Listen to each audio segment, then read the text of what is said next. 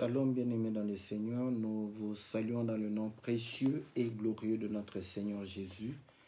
C'est votre frère, le pasteur Philippe Mukenge, pour votre émission Que la Bible parle, une émission qui vous est présentée tous les mercredis à partir de 20h. Nous nous excusons pour ce petit retard.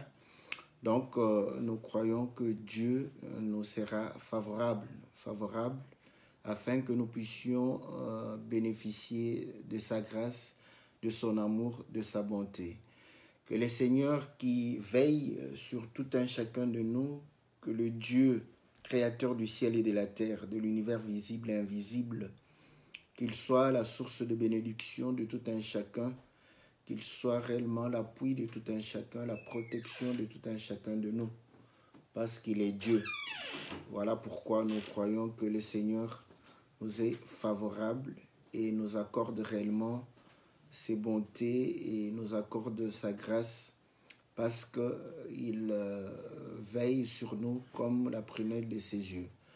Nous sommes dans la joie de pouvoir réellement nous retrouver parce que nous croyons que le Seigneur est réellement favorable pour tout un chacun de nous et que le Seigneur sera la bénédiction et l'appui de tout un chacun. Salutations à tous les bien-aimés, à la sœur Judith, au bien-aimé Jean Didier, Jean-Marie, Juna Didier. Nous saluons le bien-aimé Christian, nous saluons le bien-aimé Gabin, la sœur Bia, le bien-aimé Adèle, la sœur Sophie.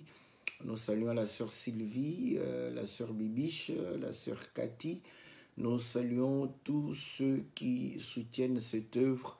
Et nous saluons les hommes de Dieu. Nous saluons le bien-aimé William. Que le Seigneur vous soit très favorable. Nous sommes dans la joie de pouvoir réellement nous retrouver pour votre émission Que la Bible parle.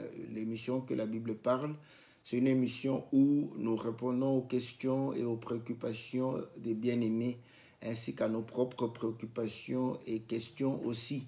Donc, nous essayons de pouvoir apporter la lumière afin que nous puissions connaître la parole de Dieu, parce que cette parole est réellement la bénédiction et la réponse à nos préoccupations. Lorsque nous avons la parole, nous avons tout ce dont nous avons besoin, car dans la parole, toute chose y est. Les choses que nous voyons et celles que nous ne voyons pas encore. Voilà pourquoi la parole est la personne même de Dieu.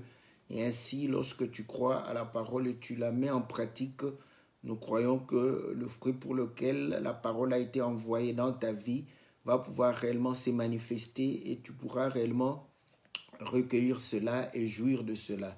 Salutations à nos bien-aimés qui sont en Algérie, que Dieu vous soit favorable. Nous saluons le bien-aimé Chédou, nous saluons Joël, nous saluons aussi Windy, que le Seigneur, la sœur Windy, que le Seigneur vous soit très très favorable. Maintenant, la question, c'est la question de notre bien-aimé suspect Nega.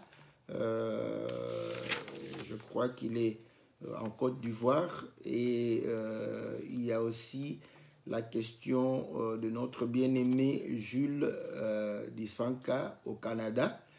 Donc, je vais essayer de pouvoir combiner ces deux questions parce que ce sont des questions où il y a un point commun. Donc, le bien-aimé voulait savoir, parce que la Bible est en train de pouvoir parler sur des gens qui se querellent. Donc, la Bible donne des instructions là-dessus. Mais sa question précisément était de pouvoir expliquer l'écriture de Deutéronome chapitre 25 au verset 11 et 12.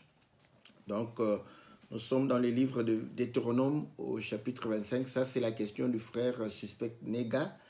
Et notre bien-aimé Jules du Canada, lui, il nous a demandé d'expliquer Deutéronome 23. Pour certains, c'est le verset 1. Bon, pour ma Bible ici, c'est le verset 2. Donc, il voulait expliquer et pouvoir faire une connexion avec Matthieu chapitre Matthieu chapitre 19, au verset, je crois, 2 ou... attendez, voilà. Donc, verset 12. Donc, voilà. Je lis l'écriture, donc, Deutéronome 25, 11, on dit, lorsque des hommes se querelleront ensemble, l'un avec l'autre, si la femme de l'un s'approche pour délivrer son mari de la main de celui qui le frappe, si elle avance la main et saisit ces derniers par les parties honteuses, tu lui couperas la main, ton œil sera sans pitié.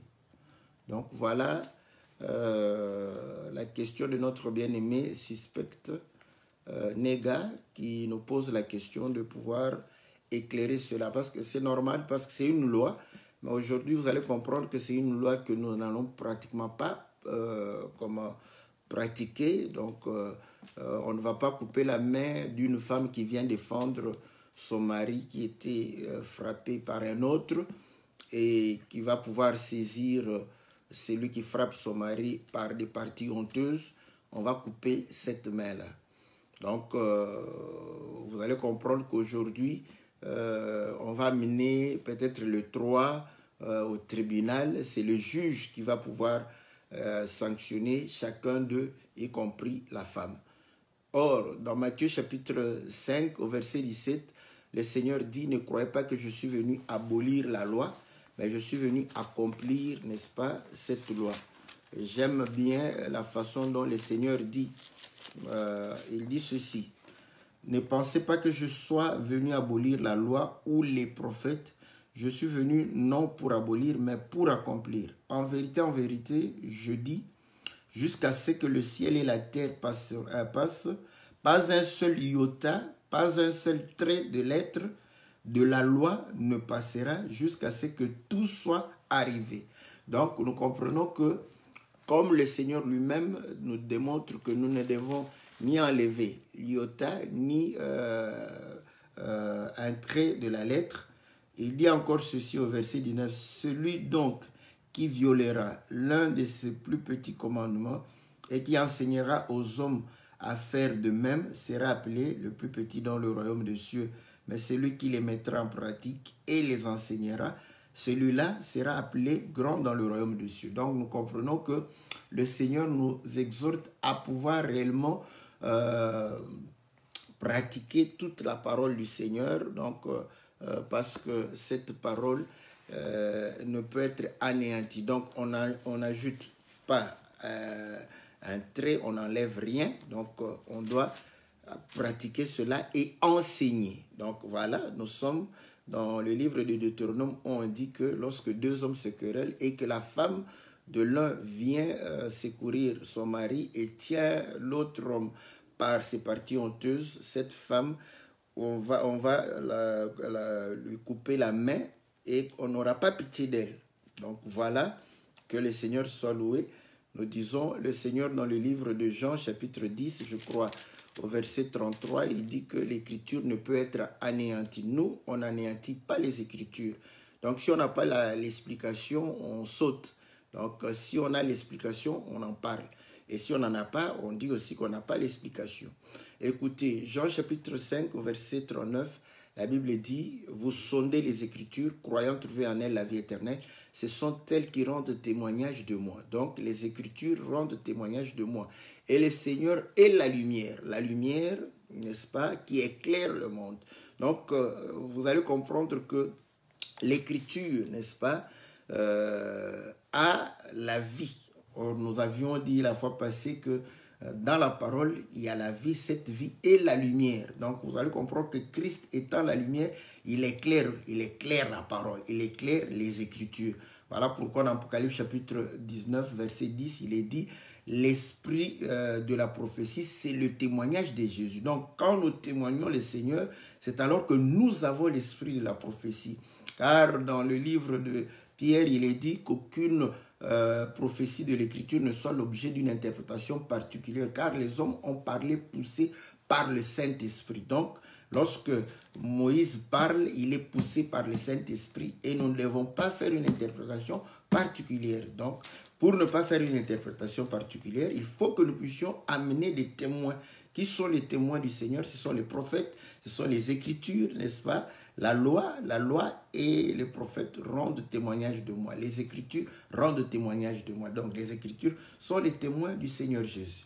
Maintenant, pour ne pas apporter notre pensée, c'est ça le problème. La pensée humaine, c'est une interprétation particulière. Ça sera selon moi, selon X, selon Y. Maintenant, nous comprenons que ça, c'est un premier témoignage. Nous devons amener des témoignages qui puissent réellement nous permettre de comprendre cela. Écoutez, la Bible dit ceci. Déjà, comme il y a querelle, vous allez comprendre que querelle, dispute, bagarre.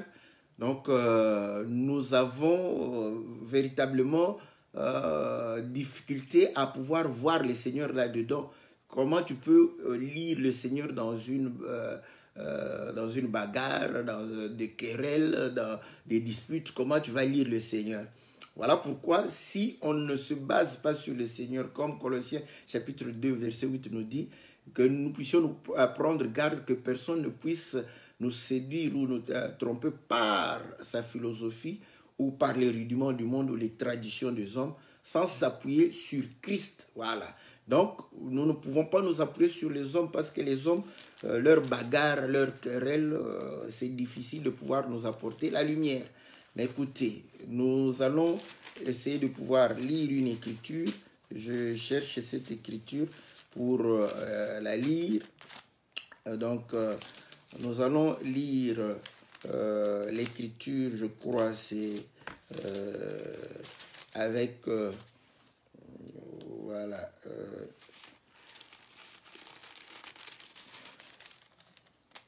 Jacob. Voilà. Jacob, je crois, voilà. L'écriture avec Jacob. L'écriture dit ceci. Au verset, Genèse chapitre 32. Genèse chapitre 32, la Bible dit au verset 25, je commence au verset 25. Jacob resta seul, alors un homme se battit avec lui jusqu'au lever de l'aurore. Voyant qu'il ne pouvait le vaincre, il le frappa à l'articulation de la hanche, et l'articulation de la hanche de Jacob se démit pendant qu'il se battait avec lui. L'homme dit, laisse-moi partir, car l'aurore se lève. Jacob répondit, je ne te laisserai point partir sans que tu me bénisses. Voilà. Donc, et l'homme lui dit, quel est ton nom? Il répondit, Jacob. L'homme reprit, Jacob ne sera plus le nom qu'on te donnera, mais Israël, car tu as lutté avec Dieu et avec des hommes, et tu as été vainqueur. Jacob l'interrogea en disant, je t'en prie, indique-moi ton nom. Il répondit, pourquoi demandes-tu mon nom? Et il le bénit là. Jacob donna à cet endroit le nom de Péniel, car, dit-il, j'ai vu Dieu face à face et mon âme a été préservée. Donc, Deutéronome chapitre 25 démontre que quand deux hommes se querellent, voilà. Donc, quand deux hommes se querellent, se disputent, se bagarrent. Donc, nous sommes là et nous avons vu que la femme qui vient intervenir, et on va couper sa main. Mais, nous disons, ici, nous voyons deux hommes se bagarrer. Deux hommes en train de pouvoir réellement se quereller. Mais ces deux hommes-là, nous voyons que Dieu est parmi les deux hommes. Voilà. Donc, c'est tout à fait normal que je puisse, au niveau de Deutéronome chapitre 25, à partir du verset 11 jusqu'au verset 12, comprendre qu'il s'agit bel et bien de Dieu.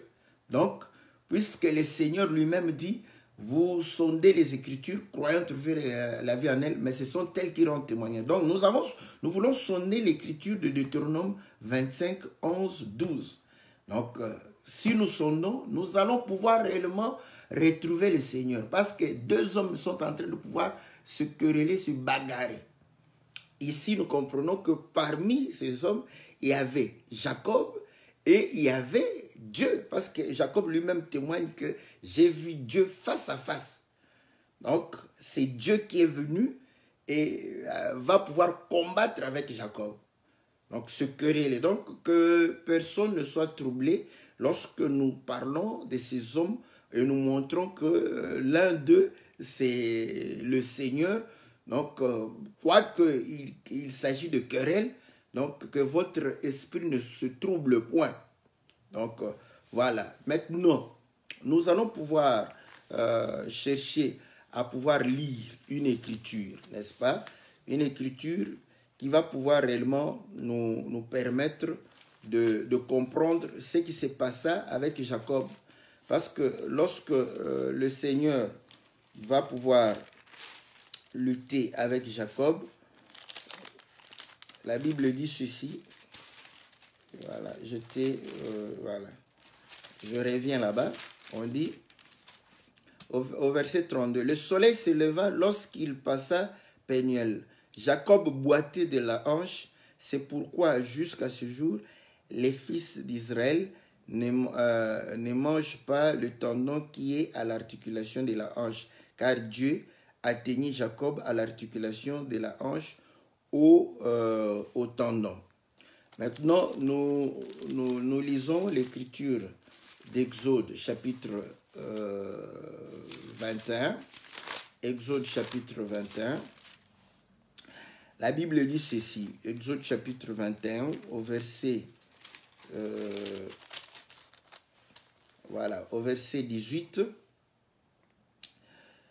Lorsque des hommes se disputeront et que l'un d'eux frappera son prochain avec une pierre ou avec le poing, sans que ce dernier meure, mais s'il doit s'aliter, s'il peut ensuite se lever et se promener dehors avec une canne, celui qui l'aurait frappé sera acquitté.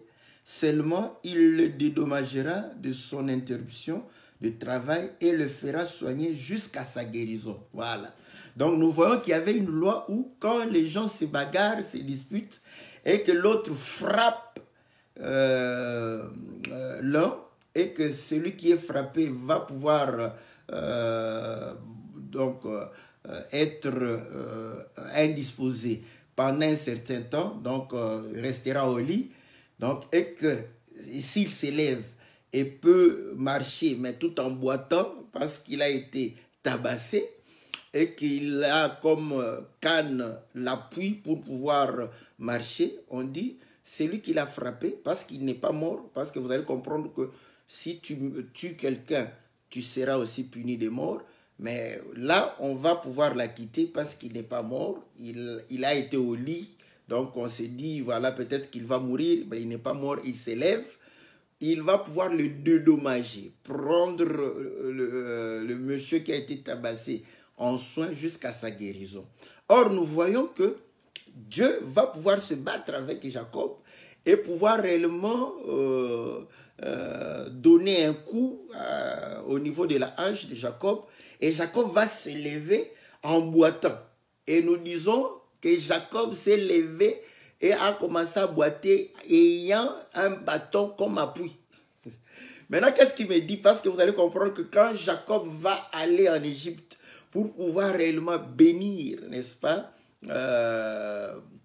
ses enfants, il va s'appuyer sur le bâton. Donc, nous prenons Exode. Vous allez comprendre que l'exemple que nous avons, c'est l'exemple où Jacob se bagarre avec le Seigneur. Et Jacob va pouvoir marcher, n'est-ce pas, tout en boitant. Et ce n'est pas en vain que la Bible déclare que l'Éternel est le puissant de Jacob.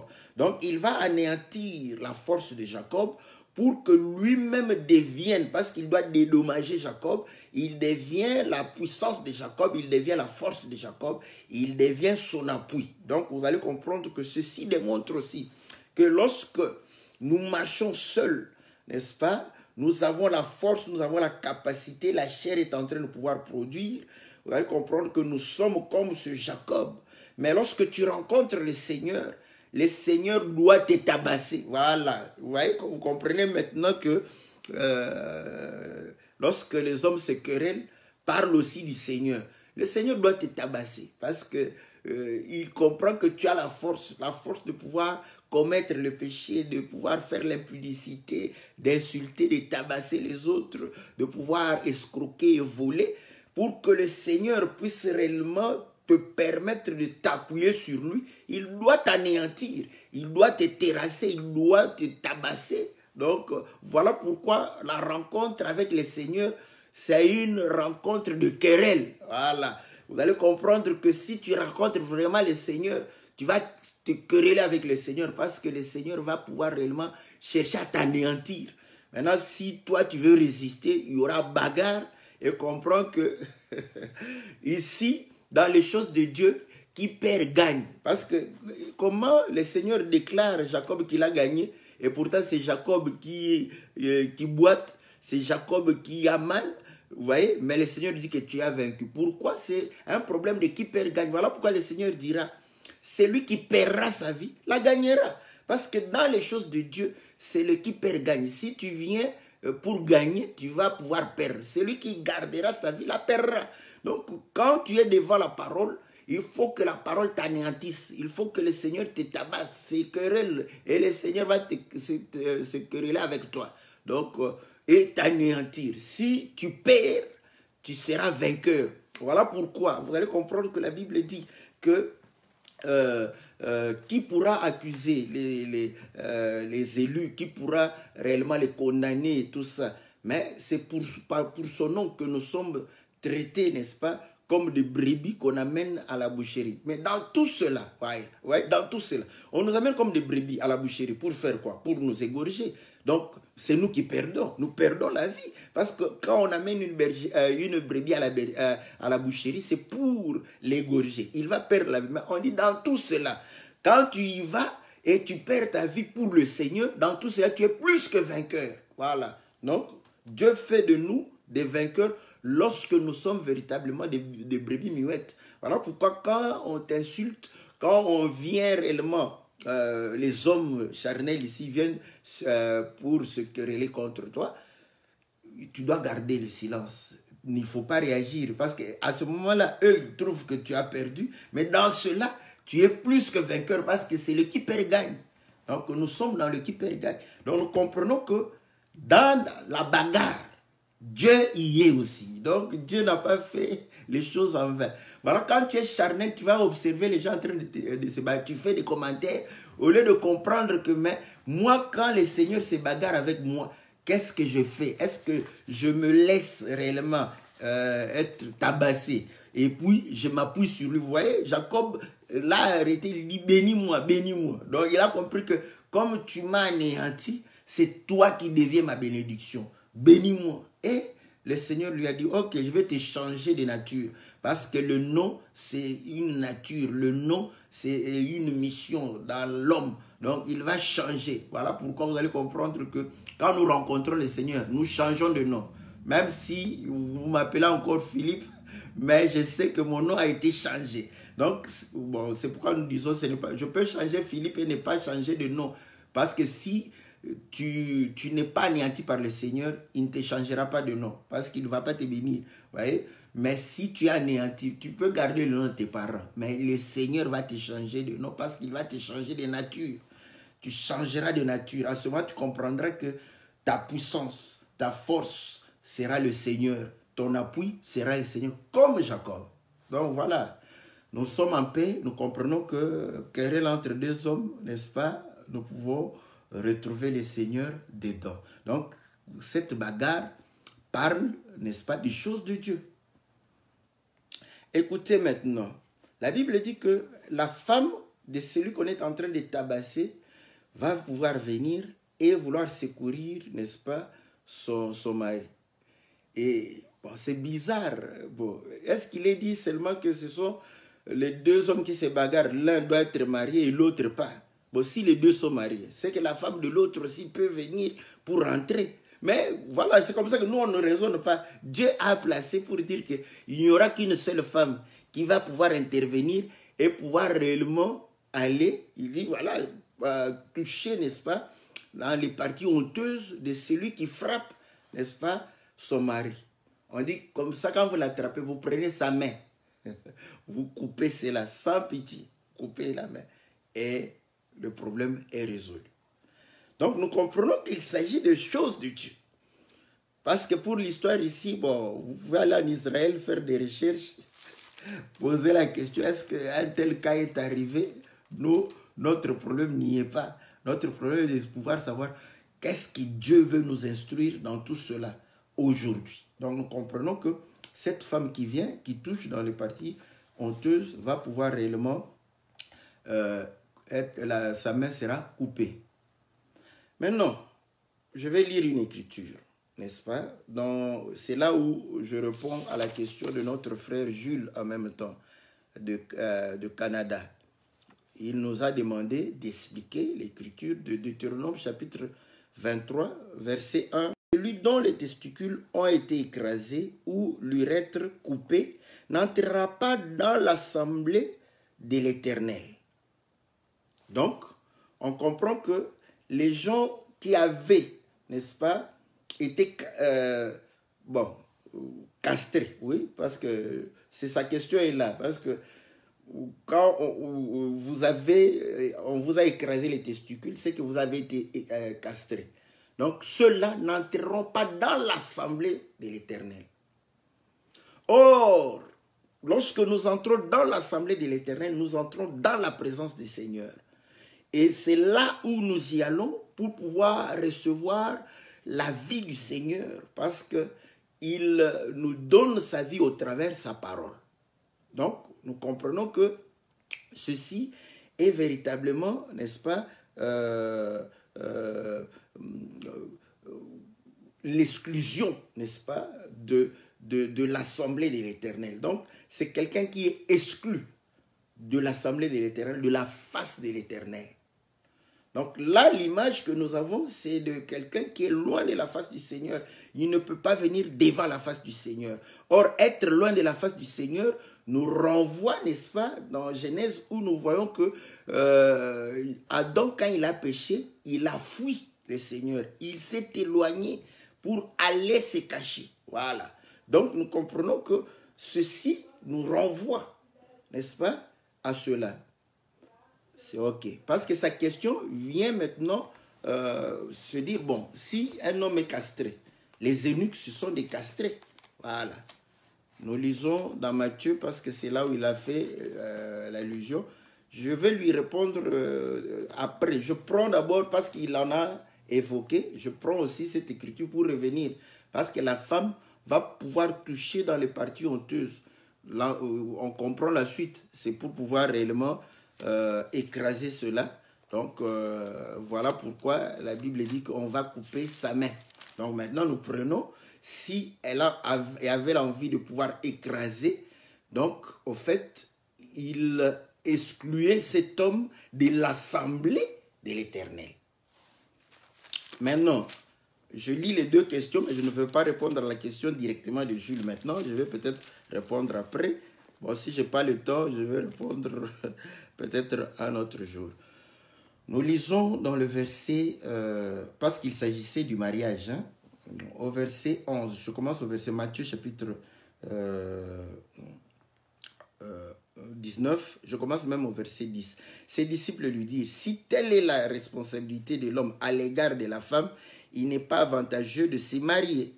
Il leur répondit, tous ne comprennent pas cette parole, mais seulement ceux à qui cela est donné. Car il y a des eunuques qui le sont dans le sein de leur mère.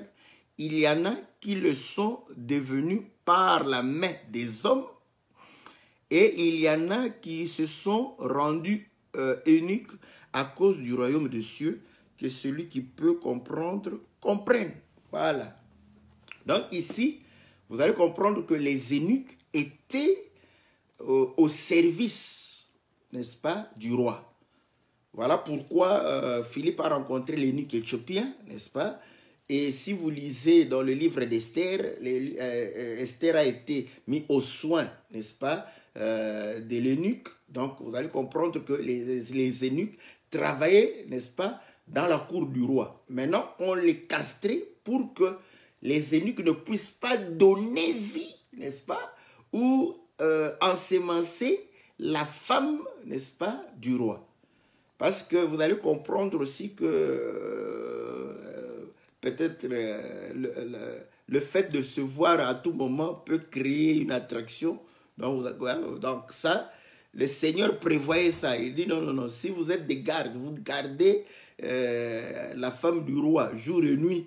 Donc, vous êtes castrés. Comme ça, on sait que vous ne pouvez pas ensemencer, n'est-ce pas, la femme du roi.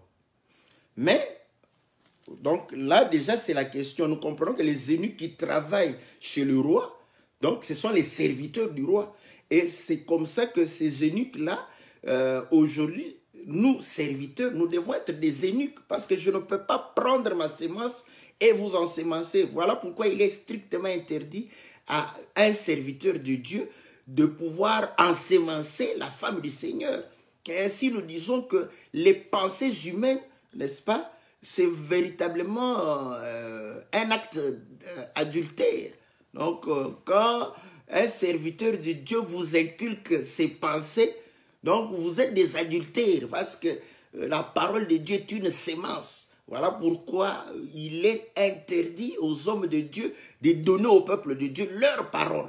Il faut que ça soit la parole du Seigneur, ça soit la parole. Voilà pourquoi les hommes de Dieu sont aussi des eunuques, ceux qui ont été castrés. Maintenant, la question du frère Jules est comment cela a été exclu.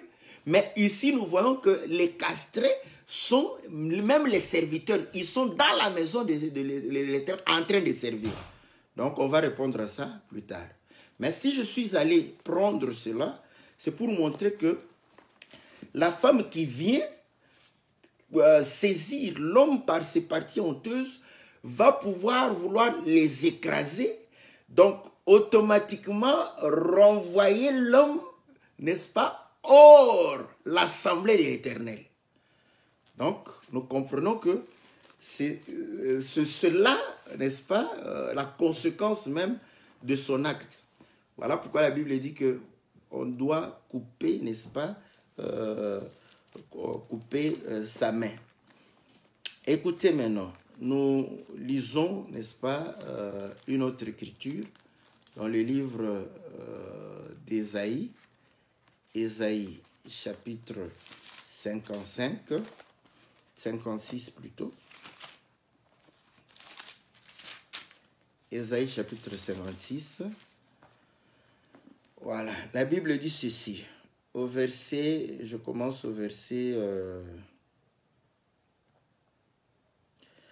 je commence au verset 3. Que l'étranger qui s'attache à l'Éternel ne dise pas, l'Éternel me sépare sûrement de son peuple. Et que l'eunuque ne dise pas, je ne suis qu'un arbre sec. Voilà. Donc, vous allez comprendre que en réalité, l'étranger, n'est-ce pas, était exclu de la maison de l'Éternel. Mais ici, l'Éternel est en train d'exhorter pour dire à l'étranger qui se sent exclu, qui se sent séparé, de lui dire que non, non, ne dis pas que tu es séparé. Ça, c'est aussi une prophétie parce que vous allez comprendre que dans Éphésiens chapitre 2, la Bible dit que nous étions étrangers, loin de Dieu, sans Dieu, sans alliance, sans loi, sans promesse, sans, n'est-ce pas, précepte, rien du tout, éloignés de Dieu, privés de droit de cité, voilà. Donc, quand le Seigneur est en train de parler comme ça, il est aussi en train de pouvoir prophétiser que l'étranger aura droit de cité dans la maison de l'Éternel. Voilà pourquoi nous comprenons que c'est par l'œuvre de la croix que le Seigneur a fait de nous des concitoyens, n'est-ce pas, de la maison de l'Éternel. Donc, voilà. Maintenant, vous allez comprendre une chose. Ici, on dit que l'eunuque ne puisse pas se dire qu'il est un arbre sec. Voilà. Donc, vous allez comprendre que avant qu'il ne soit unique, avant qu'il ne soit castré, donc, il pouvait dire que je suis un arbre fertile un arbre vert, parce que je vais donner la vie. Je peux donner la vie. Voilà. Une fois qu'on castre, il devient un arbre sec. Voilà. Maintenant, quand le Seigneur dit qu'ils ne disent pas qu'il est un arbre sec, donc nous comprenons aussi c'est une prophétie. Voilà pourquoi ça va répondre à la question du bien-aimé Jules dans Matthieu chapitre 19, verset 12, où nous voyons maintenant l'eunuque être réellement dans la maison de l'Éternel en train de pouvoir servir l'Éternel. Voyez? Donc, l'eunuque est un arbre sec. Mais écoutez, pour que l'arbre devienne sec, donc, vous avez deux possibilités. Je prends cette possibilité plus simple. Quand vous coupez un arbre, cet arbre va sécher. Voilà. Donc, or, le fait de couper, c'est aussi la mort. Donc, nous comprenons que celui qui est castré, n'est-ce pas, c'est celui qui symbolise aussi la mort. Donc, c'est un arbre sec. Donc, c'est un arbre qui est passé par la mort. Voilà. Donc, c'est pour expliquer Deutéronome 25, hein, parce que si on ne passe pas par là, Deutéronome 25 dit que deux hommes en train de se bagarrer, papa, l'un est menacé, frappé, la femme de celui qui est frappé vient intervenir et va pouvoir saisir celui qui est en train de frapper dans les parties honteuses. Donc, pour pouvoir l'anéantir. Donc, voilà, anéantir. Pour écraser afin qu'il perde sa force. Voilà. Donc, pourquoi? Parce qu'il était en train de manifester la force, en train de tabasser, n'est-ce pas, l'autre. Et la femme va intervenir. On dit, bon, comme elle a fait ça, on lui coupe la main. Voilà. Donc, nous avons dit déjà, bagarre des gens, ça parle aussi du Seigneur. Nous sommes allés chez Jacob. Nous avons vu que Jacob s'est bagarré avec le Seigneur. Donc, la bagarre parle du Seigneur. Querelle parle du Seigneur aussi. Donc, là, nous voyons que Jacob a été anéanti. Mais c'est Jacob qui est vainqueur. Et Dieu va changer son nom et va pouvoir le bénir. Donc, nous comprenons qu'ok, voilà, c'est ce que Dieu a fait là-bas. Maintenant, il dit bien que tu as combattu avec les hommes et Dieu, tu as été vainqueur. Donc, nous comprenons que ça nous a permis de comprendre que la bagarre qu'il y a ici, nous pouvons retrouver Dieu et nous pouvons comprendre comment est-ce que le Seigneur est en train de pouvoir agir. Maintenant, nous disons que celui à qui on saisit les parties honteuses, la femme veut l'écraser, veut l'anéantir, veut lui apporter la mort. Parce que l'homme est fertile, est un arbre fertile lorsqu'il n'est pas castré. Voilà, parce qu'il a sa sémence, il va donner sa sémence afin de pouvoir réellement se multiplier et avoir le fruit. Les enfants sont le fruit des entrailles de l'homme. Voilà. Maintenant, quand on enlève la sémence, on castre l'homme, donc cet homme devient un homme mort, un arbre sec. Voilà. Donc c'est la mort. Vous voyez, cette femme voulait apporter la mort à celui qui était en train de pouvoir tabasser l'autre. Ok. Maintenant, vous allez comprendre que je prends une écriture, n'est-ce pas, dans le livre de Jérémie, chapitre 15. Jérémie, chapitre 15, au verset 10. C'est Jérémie qui dit: « Malheur à moi, ma mère, car tu m'as fait naître homme de contestation et de disputes pour tout le peuple. Je n'emprunte ni ne prête, cependant tous me maudissent. » Ça j'aime, vous voyez. Donc Jérémie s'élève pour dire que non, oh là, vraiment je suis malheureux parce que je suis né homme de contestation, de disputes, de querelles, voilà. L'homme de querelles. Et je ne fais aucun mal. Mais tous me maudissent. Voilà. Or, Jérémie, c'est le prophète. Nous avons dit, le Seigneur dit, la loi et les prophètes rendent témoignage de moi. Voilà. Donc, nous avons pris la loi, nous avons pris Jacob, nous avons compris que non, Jacob s'est bagarré avec le Seigneur. Voilà. Donc le Seigneur vient dans le combat, dans la bagarre. Et Jérémie démontre qu'il est véritablement un homme de contestation et de querelle. Donc le prophète, c'était un homme de contestation et de querelle. Mais comment il provoquait les querelles et les contestations? Parce que vous allez comprendre que dès que le peuple décidait de pouvoir prendre une voie qui n'est pas la voie de l'Éternel, le prophète vient pour pouvoir ramener le peuple. Automatiquement, il va entrer en contestation avec le peuple. Il va entrer en dispute avec le peuple, en querelle avec le peuple, parce que le peuple veut faire quelque chose qui soit contraire à la volonté de Dieu. Là, nous comprenons comment est-ce qu'il y a des disputes et des querelles qui naissent, n'est-ce pas, lorsque le prophète s'élève. Vous allez comprendre que voilà pourquoi les prophètes ont été tués. Voilà pourquoi les prophètes ont été, n'est-ce pas, lapidés. Et les prophètes ont été tabassés. Donc, même dans les faits, le Seigneur le dit. Il dit que le sang de tous les prophètes, n'est-ce pas, que vous avez versé. Mais pourquoi ils vont verser le sang des prophètes s'ils ne sont pas en contestation, s'ils ne sont pas en querelle avec ces prophètes-là? Donc, ils vont pouvoir verser leur sang parce que le prophète est en train de s'opposer à eux. Et quand nous prenons l'écriture d'Ézéchiel, ou lisez le livre d'Ézéchiel, le Seigneur dit que je mettrai, n'est-ce pas, ton front comme le front du diamant, afin que tu puisses résister ce peuple, afin que tu puisses contester avec ce peuple, jusqu'à ce qu'ils pourront réellement revenir à la voie, revenir à la parole. Donc nous comprenons que le prophète est un contestateur, un disputeur aussi. J'aime ça. Vous voyez? Maintenant, vous allez comprendre que quand le Seigneur vient, il vous a été dit, moi je vous dis, en train de pouvoir contester. Voilà. En train de contester. Donc vous allez comprendre que ça crée des querelles. Voilà pourquoi il prenait toujours Moïse pour opposer Moïse au Seigneur. Voilà. Est-ce que vous comprenez que les pharisiens opposaient Moïse au Seigneur. Donc, ils cherchaient querelle, n'est-ce pas, entre Moïse et le Seigneur. Mais vous allez comprendre que le Seigneur était en train de pouvoir tabasser Moïse.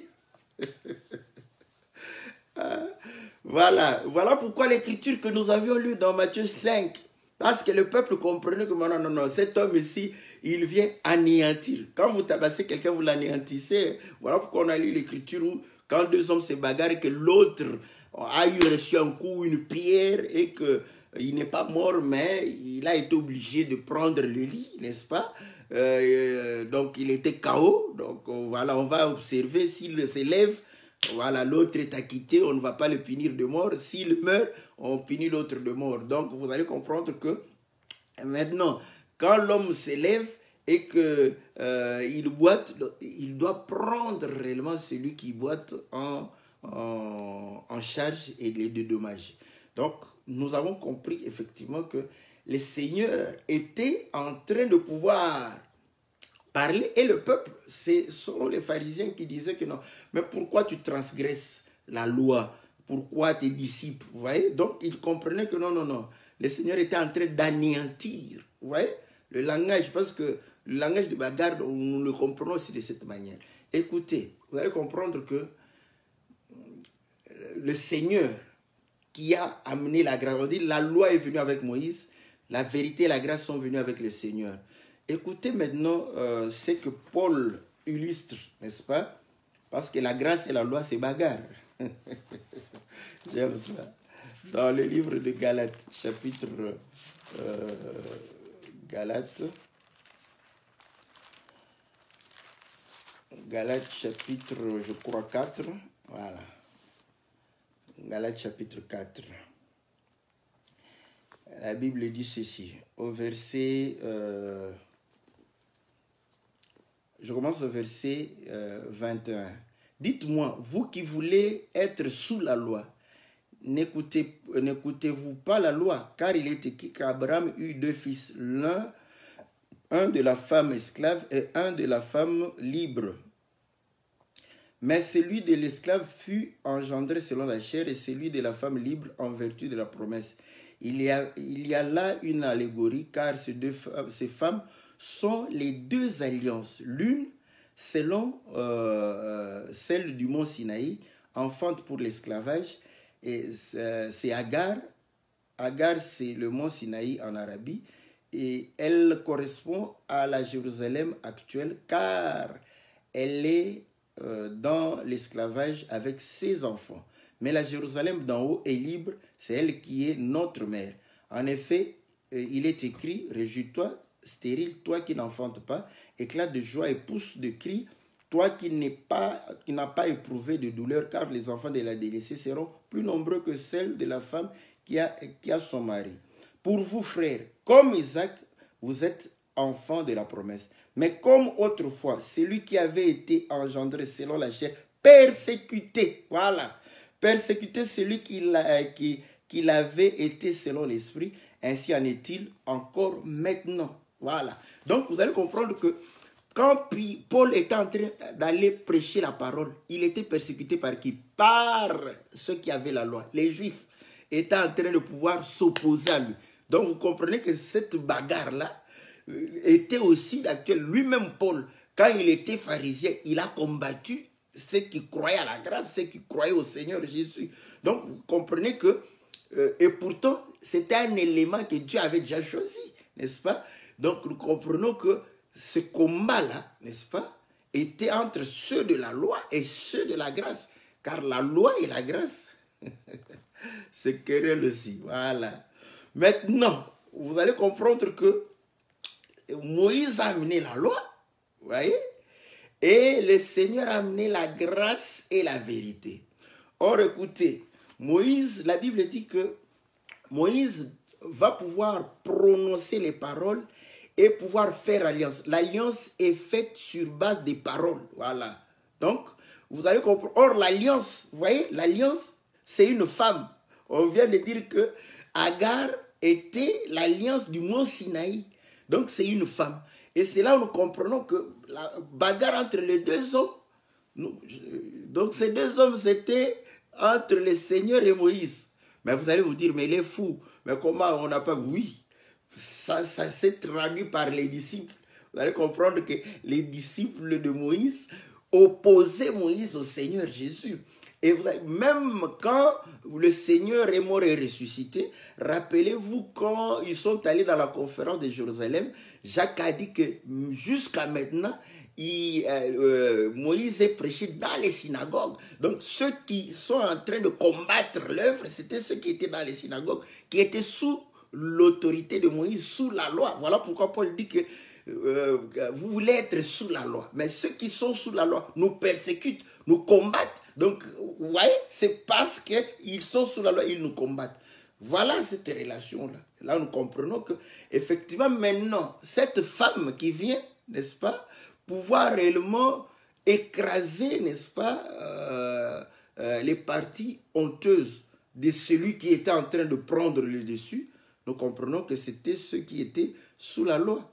Et si le Seigneur est mort, parce que ça, c'est le symbole de pouvoir rendre sec, n'est-ce pas, cet arbre. Voilà pourquoi, quand on l'a mené à la croix, il dit que vous qui êtes un arbre, des arbres secs, mais on fait ceci à l'arbre vert.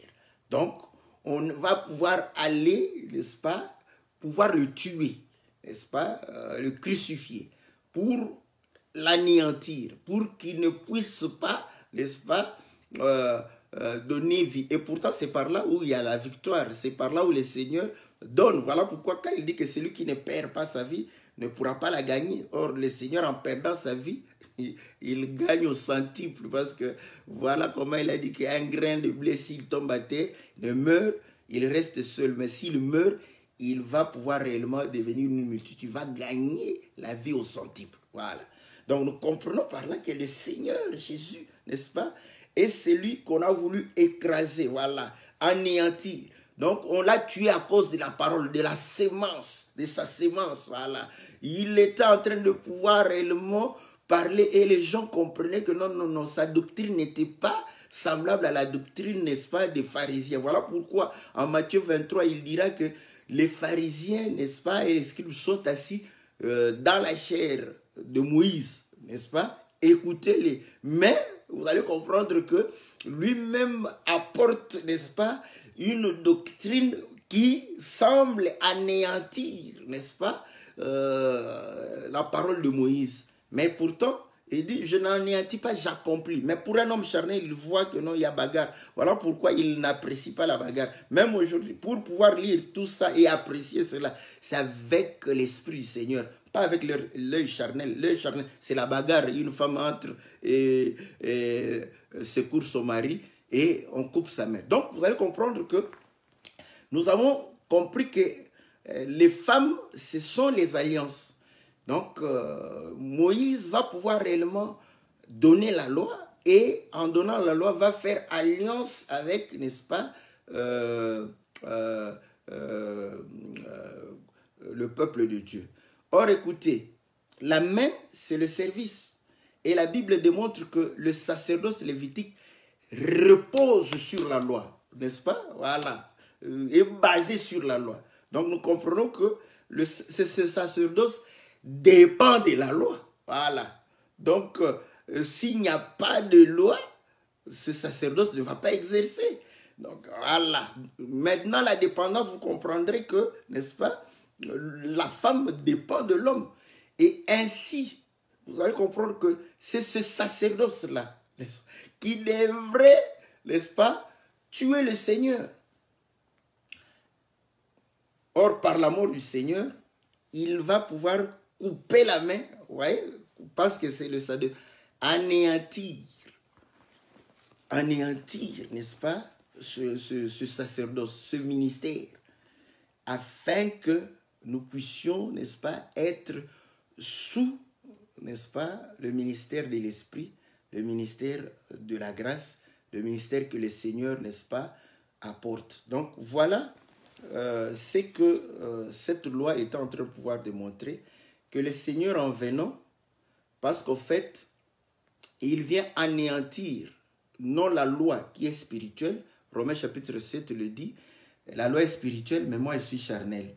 Ce qu'il anéantit, c'est la lettre de la loi. Voyez? Donc, voilà pourquoi la lettre de la loi concerne la chair. Ainsi, les hommes charnels ont tué le Seigneur. Ils s'opposent au Seigneur. C'est en fait la chair qui s'oppose au Seigneur. Voilà pourquoi, comme j'aime toujours ramener tout cela en nous, vous allez comprendre que quand nous rencontrons le Seigneur, c'est la chair qui va combattre le Seigneur. Et le Seigneur doit anéantir la chair afin que nous puissions nous appuyer sur lui et que nous puissions avoir un nom nouveau qui puisse réellement nous permettre de servir le Seigneur. Mais pour que nous puissions avoir un nom nouveau, il fallait que le Seigneur meure.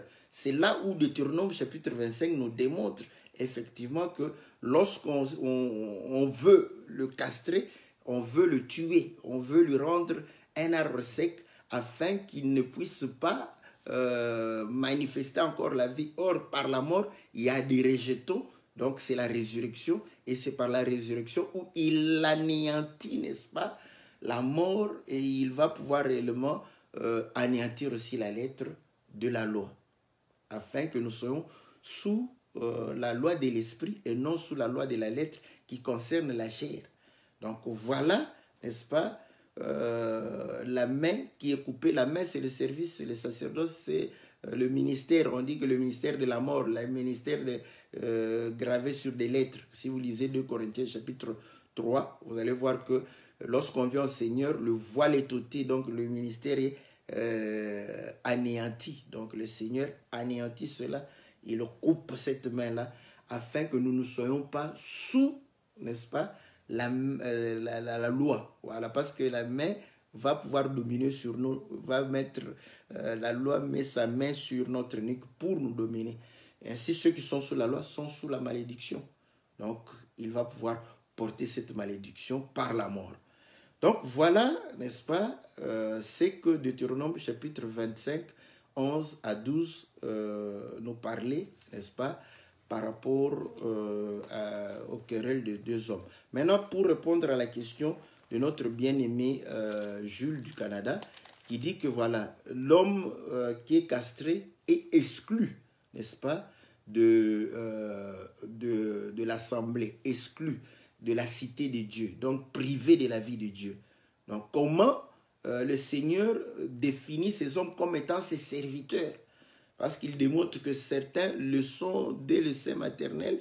Donc, d'autres, ils deviennent par les hommes, n'est-ce pas? Les hommes les rendent. C'est là où nous comprenons qu'il y a des serviteurs que les hommes fabriquent, n'est-ce pas? Donc, mais certains, ce sont ceux que le Seigneur donne la capacité de pouvoir réellement lui servir. Nous rentrons dans le livre de Ésaïe, Ésaïe 56. Voilà. Je reviens, n'est-ce pas, où le Seigneur est en train d'exhorter au verset 3, car tu 56. Voilà. Que l'étranger qui s'attache à l'Éternel ne dise pas, l'Éternel me sépare sûrement de son peuple. Et que l'eunuque ne dise pas, je ne suis qu'un arbre sec. Car ainsi parle l'Éternel aux eunuques qui garderont mes sabbats. Voilà. Qui choisiront ce qui m'est agréable, qui demeureront fermes dans mon alliance. Je leur donnerai dans ma maison et dans mes murs un monument et un renom préférable à des fils et à des filles. Voilà. Je leur donnerai un nom éternel qui ne sera jamais retranché. Donc, vous voyez ici, le Seigneur démontre maintenant que tu n'as pas ta propre vie. Donc, c'est là où nous comprenons que comment l'eunuque, parce que les choses de Dieu, ça a toujours ces deux aspects-là. Il y en a qui, en voulant en fait garder leur vie, n'est-ce pas? En fait, ils n'en ont pas, parce que le Seigneur dit, laissez les morts enterrer leurs morts. Donc, il démontre que ceux qui prétendent avoir la vie n'ont pas la vie. Ce sont des morts. Ce sont des castrés, donc des arbres secs. Voilà. Donc, prenons. Donc, dans cette expression-là, le Seigneur démontre que des morts, des gens qui n'ont pas la vie. Donc, là, c'est une pensée où nous comprenons que c'est quelqu'un qui est loin de la face du Seigneur. Ok. Mais maintenant, si je perds ma vie, voilà. Donc, je n'ai pas ma vie. Donc, la vie que je peux avoir, c'est simplement la vie du Seigneur. Voilà pourquoi Paul le dit aussi de ce truc. Si je vis, ce n'est plus moi qui vis.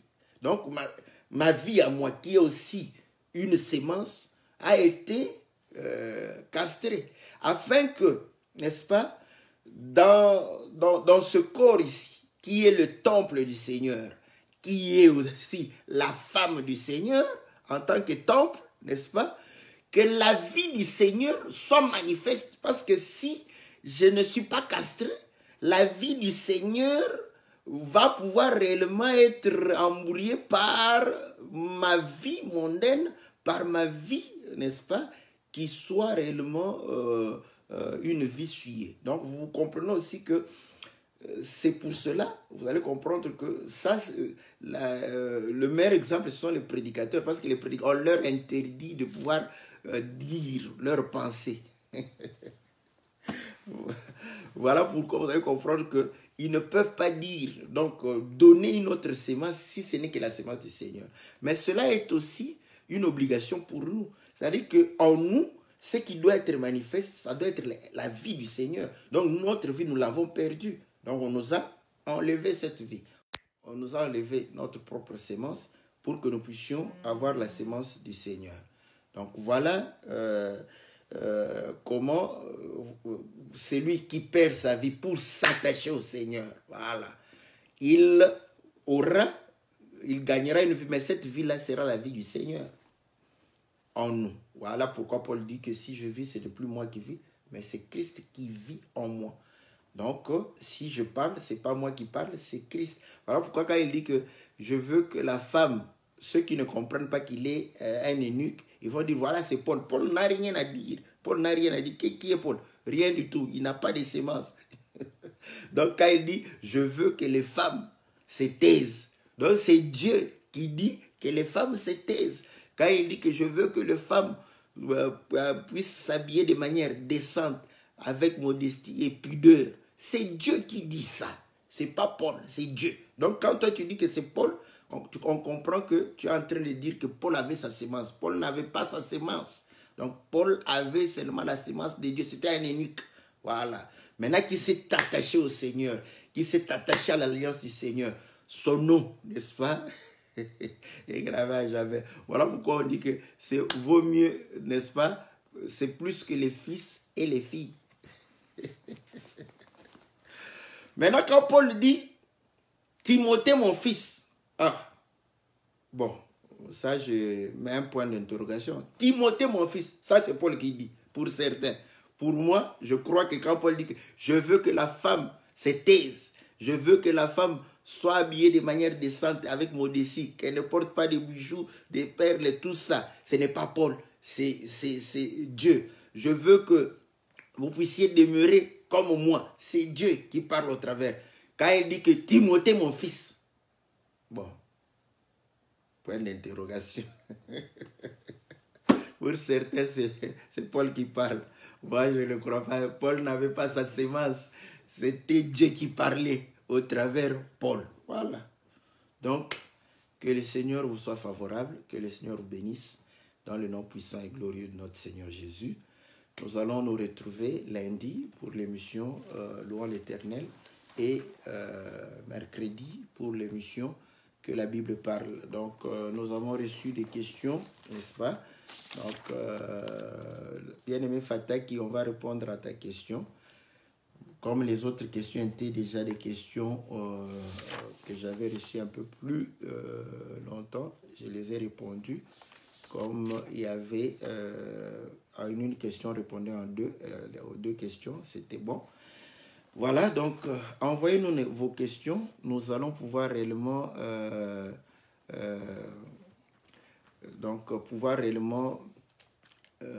répondre avec la grâce du Seigneur.